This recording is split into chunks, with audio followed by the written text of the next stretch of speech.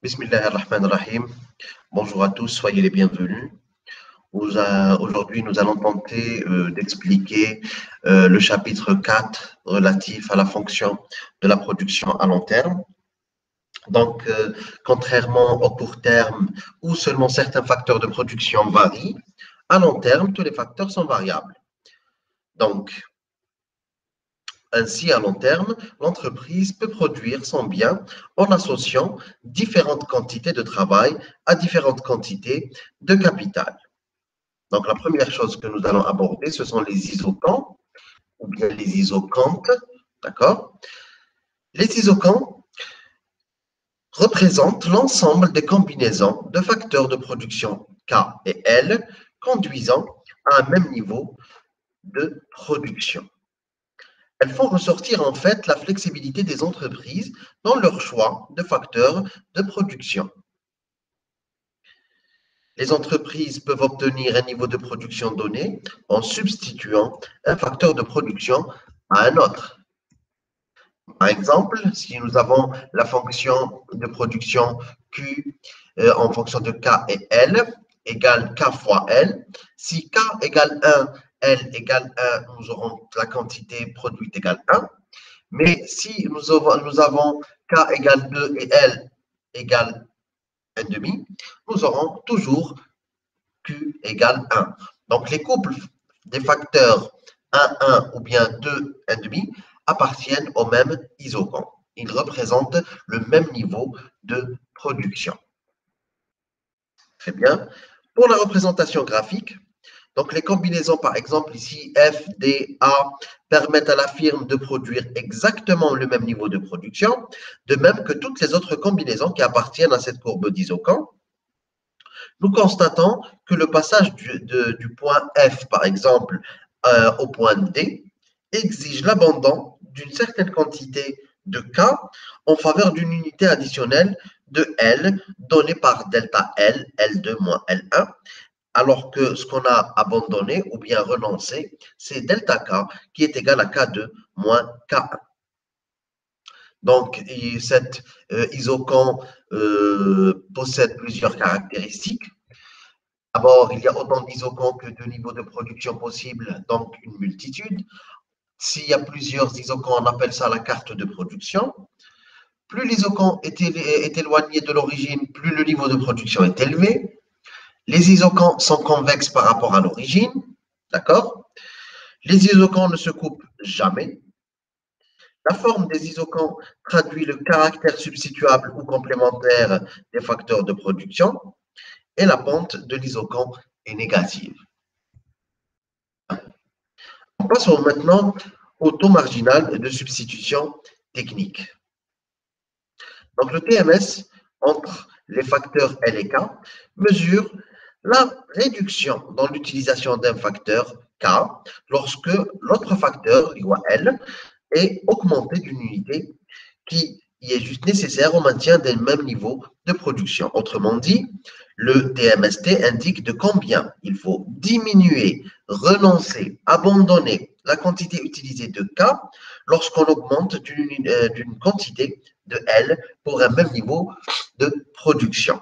Je parle ici l'abandon d'une quantité K parce que nous sommes dans un repère LK, c'est-à-dire que L sur l'axe des abscisses, K sur l'axe des ordonnées.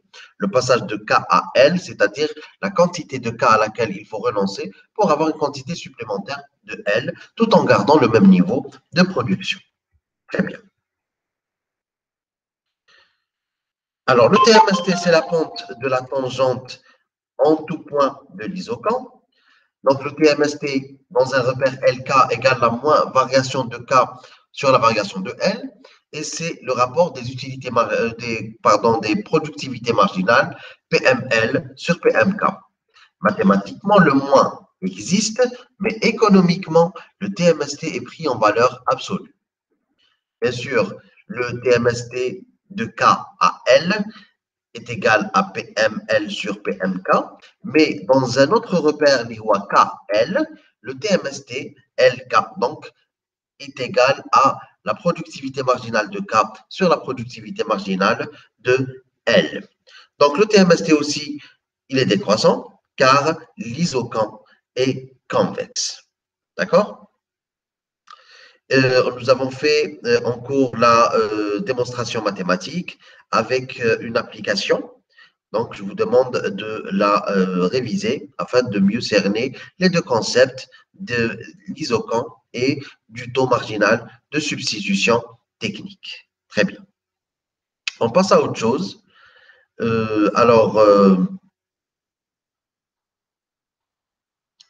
On passe à la zone d'efficacité technique. Donc, c'est quoi la zone d'efficacité technique? C'est une zone qui est définie à partir des fonctions de productivité marginale. Pour qu'une combinaison L-K soit efficace, il faut que les productivités marginales des deux facteurs de production, L et K, soient positives. Toute augmentation de facteurs de production entraîne une croissance de la quantité produite, ce qui entraîne un TMSD négatif. C'est ce qu'on vient de voir lorsqu'on a défini le taux marginal de substitution technique. Donc, les conditions sont la productivité marginale de L soit positive, la productivité marginale de K soit positive, mais ça engendre un TMST négatif. Donc, les lignes de fait sont les deux courbes qui limitent la zone d'efficacité de la production. Pourquoi on parle de lignes de fait? Parce que lorsque nous avons abordé la carte d'isoproduit ou bien la zone d'efficacité technique, nous avons dit qu'il y a une portion de plan comprise entre 0 et L, 0 et C, constitue ce qu'on appelle la région économique ou la zone d'efficacité de production. Toutes les combinaisons situées dans la partie supérieure ou inférieure de la ligne de fait doivent être écartées. Pourquoi elles sont écartées? Car le TMST après ces lignes est positif, c'est-à-dire que la pente de l'isoquant est positive et donc il y a absence de substitution entre les facteurs L et K. Les lignes de fait sont les deux courbes qui limitent la zone d'efficacité de production, donc c'est 0L et 0C. L'équation de ces deux lignes sera donnée par les productivités marginales, donc PML égale 0 et PMK égale 0. On trouve les équations des lignes de fait. Donc, les lignes de fait, c'est quoi? C'est les lieux des points de contact entre 0L et 0K et les isoquants tracés sur le repère L0. Très bien. On passe au rendement d'échelle. Donc, en longue période, n'oublions pas que tous les facteurs de production sont susceptibles de varier, mais ils ne varient pas nécessairement dans la même proportion. Donc, nous faisons l'hypothèse restrictive qu'ils varient tous dans la même proportion. La question qui se pose est dans quelle proportion va varier la production. Donc, les rendements d'échelle représentent quoi? Représentent la réaction de la production suite à un accroissement simultané de tous les facteurs de production K et L dans une même proportion. Ils peuvent être constants, croissants ou décroissants. Donc, si le niveau de production Q augmente plus vite que l'augmentation des facteurs L et K, les rendements d'échelle sont dits croissants. Si le niveau de production Q augmente moins vite que l'augmentation des facteurs, les rendements d'échelle sont dits décroissants. Et si le niveau de production Q augmente dans la même proportion que L et K, les rendements sont dits constants. Donc, la nature des rendements d'échelle peut être déterminée en étudiant l'homogénéité de la fonction de production et ou en étudiant l'élasticité de l'output par rapport aux facteurs de production. Donc, pour la fonction de production homogène, donc la fonction est dite homogène de degré n si pour tout nombre entier lambda supérieur à 0, la fonction est multipliée par lambda puissance n quand on multiplie chaque variable par lambda. Donc, nous avons un exemple. La fonction f en fonction de L et de K. Donc, si la fonction est homogène, on aura une forme qui est la suivante, lambda puissance n fois la fonction de production initiale, en fonction de L et K. Donc, on va retrouver lambda puissance n. Si n est supérieur à 1, les rendements sont croissants. Si n est inférieur à 1, les rendements sont décroissants. Si n égale à 1, les rendements sont constants. Donc, lorsque la fonction n'est pas homogène, il faut déterminer les élasticités, enfin l'élasticité échelle. La notion d'élasticité, rappelons que l'élasticité de production du facteur de L est par définition égale à la variation de la quantité sur la variation de L fois L sur la quantité. D'accord? Donc, c'est la productivité marginale de L sur la productivité marginale de K. L'élasticité d'échelle est égale à la somme de toutes les élasticités de production des facteurs entrant dans la fonction de production. On a donc élasticité échelle égale élasticité par rapport à L plus l'élasticité par rapport à K. C'est-à-dire que dans les exercices, vous devez calculer l'élasticité en fonction de L plus l'élasticité en fonction de K. On va les additionner, on aura l'élasticité d'échelle. Donc, à partir de cette élasticité, à partir du résultat, on peut distinguer la nature des rendements et dire si les rendements sont constants, sont décroissants ou sont croissants. Donc, comment le savoir? Si l'élasticité est égale à 1, les rendements sont constants. Si l'élasticité est supérieure à 1, les rendements sont croissants. Si l'élasticité est inférieure à 1, les rendements sont décroissants. Bien. Si la fonction de production est une Cobb-Douglas, et nous avons vu dans le premier chapitre qu'est-ce que c'est qu'une courbe de Cobb-Douglas, donc vous devez réviser le premier cours. Donc alpha plus bêta est égal à 1, ou de type Cobb-Douglas, lorsque alpha plus bêta est différent de 1, les rendements d'échelle sont déterminés à partir de alpha plus bêta. Alpha plus bêta est égal à 1, les rendements sont constants. Supérieur à 1, les rendements sont croissants. Inférieur à 1, les rendements sont décroissants. Très bien. La fonction Cobb-Douglas, donc, nous avons fait avant ça une application sur les rendements d'échelle avec 4 fonctions de production. Les 3 premières fonctions étaient homogènes, alors que la dernière n'était pas homogène. Donc, nous avons calculé l'élasticité de cette fonction et nous avons trouvé que les rendements sont croissants. Pour la fonction Cobb-Douglas, donc nous avons cette fonction qui est égale à A fois K puissance alpha fois L puissance bêta. Nous avons tout fait dans le chapitre 1. Où A, coefficient de dimension, il incorpore le progrès technique. Alpha et bêta sont des élasticités de l'output par rapport à K et de l'output par rapport à L. K et L sont les facteurs de production. Q, c'est l'output ou bien la quantité produite. Bien. Pour le calcul du TMST, donc c'est PML sur PMK, d'accord? Pourquoi, qu'est-ce qu'on est en train de faire? On est en train de calculer la productivité marginale et la productivité moyenne selon L et selon K pour calculer ensuite le TMST, les lois, la productivité marginale de L sur la productivité marginale de K. Les rendements d'échelle, nous avons dit que alpha plus bêta sera toujours égal à 1. D'accord? Donc, les rendements d'échelle quand la fonction est Cobb-Douglas sont toujours constants. D'accord? Et pour l'élasticité de substitution technique, donc l'élasticité technique de substitution correspond à la variation du TMST, d'accord, exprimée en pourcentage sur la variation du rapport KL exprimé en pourcentage. Donc, comment on calcule cette élasticité? Donc, c'est la variation du TMST sur le TMST sur la variation du rapport KL sur KL. D'accord? Et on va trouver que l'élasticité de substitution sera toujours égale à 1 lorsque c'est une courbe Cobb-Douglas. Ainsi, dans une fonction Cobb-Douglas, l'élasticité de substitution est toujours égale à 1 et les facteurs sont substituables. D'accord? Il y aura deux autres cas spécifiques lorsque l'élasticité est égale à l'infini. Par exemple, les facteurs sont parfaitement substituables. Si l'élasticité de substitution est égale à 0, les facteurs sont parfaitement complémentaires. D'accord? On passe à la droite de l'Isoku. C'est le même principe que la contrainte budgétaire. Donc, la droite de l'Isoku représente l'ensemble des combinaisons K, L qu'il est possible de se procurer pour un coût total donné et pour un prix donné des facteurs. Donc, la contrainte de budget ici, c'est le coût total qui est égal au prix de L fois L plus le prix de K fois K.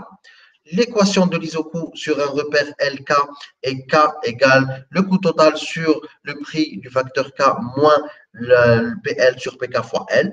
Donc, la pente est égale à moins PL sur PK. La pente de l'Isoku, bien sûr, est négative. Donc, la droite de l'Isoku permet de déterminer l'ensemble des combinaisons capital-travail qui, compte tenu des prix des facteurs de production, respectent la contrainte de budget. Donc, pour la représentation graphique, pour tracer la courbe des IOCO, nous avons besoin de 2 points.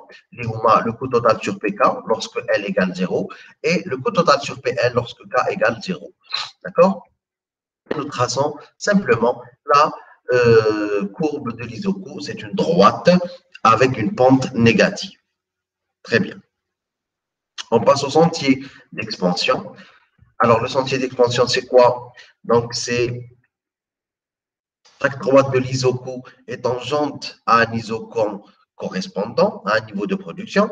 En reliant chacun des points de l'équilibre, on définit une courbe appelée sentier d'expansion de la firme ou bien chemin d'expansion de la firme. Donc, le sentier d'expansion, c'est quoi? C'est le lieu géométrique des combinaisons optimales de tous les facteurs nécessaires pour produire différents niveaux de l'output.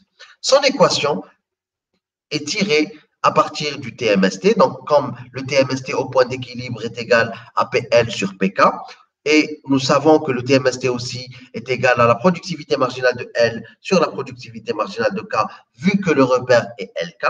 Donc, nous aurons cette équation du sentier d'expansion qui est tirée de cette égalité, c'est-à-dire le rapport des productivités marginales est égal au rapport des prix du marché. Donc, PML sur PMK égale PL sur PK. Donc, la représentation graphique de ce sentier d'expansion.